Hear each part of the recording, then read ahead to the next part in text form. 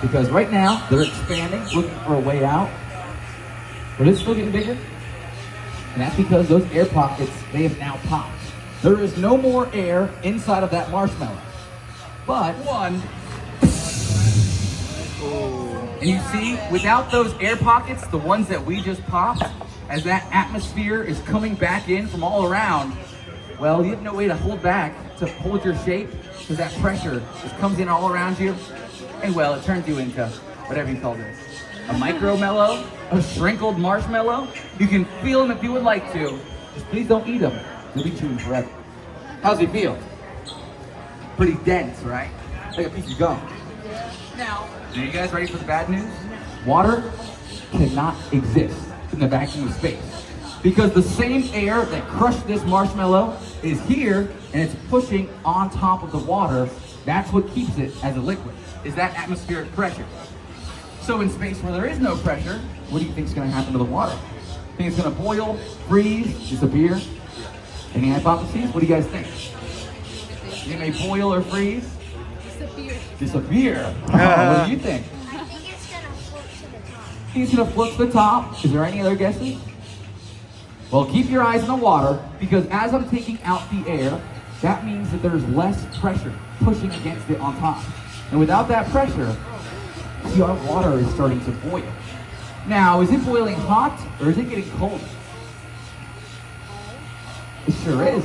Normally, we think of boiling as hot, and that's because we're the ones adding energy and adding heat to it. But you have two ways to boil, and by changing the environment and dropping that pressure, we are boiling and spending its energy getting colder.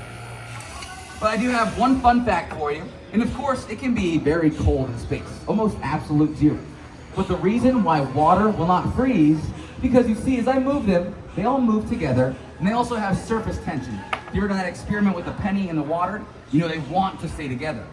And that's why they're going to boil into a gas, which is going to freeze instantly.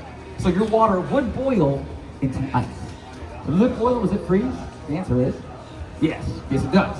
When we think of sound, we think of sound waves, and what that wave is sound literally bouncing off of particles in the air to travel. So please excuse me. Well, good morning. So you guys can hear this, right? Well, that's because air, there's a way to travel inside, but as we take it out, it's gonna get quieter and quieter as it loses that matter to bounce off of, and without any way to travel, we have no way of hearing.